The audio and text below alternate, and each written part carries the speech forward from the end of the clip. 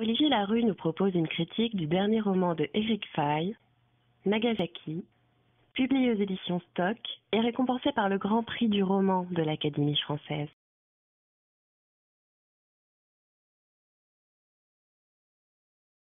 C'est un petit roman qui ne fait pas de bruit, mince comme un article de faits divers.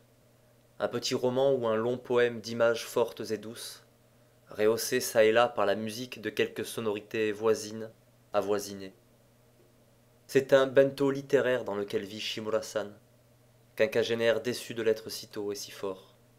Shimura-san, qui n'y vit peut-être pas tout seul, qui soupçonne que quelqu'un se sert dans son frigo pendant qu'il est absent. Il y a plusieurs façons de découvrir ce roman, en connaissant le fait divers dont il s'inspire, ou en l'ignorant.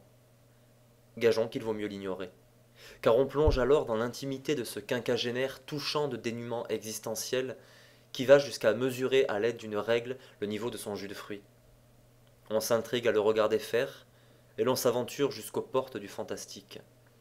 Cependant, si ces curieuses manies peuvent prêter à sourire, elles deviennent rapidement justifiées.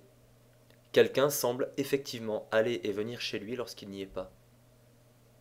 Une webcam placée dans un endroit judicieux lui permettra d'en avoir le cœur net. La suite, il vaut mieux que vous l'appréhendiez par vous-même, mais elle place l'homme au cœur de sa solitude.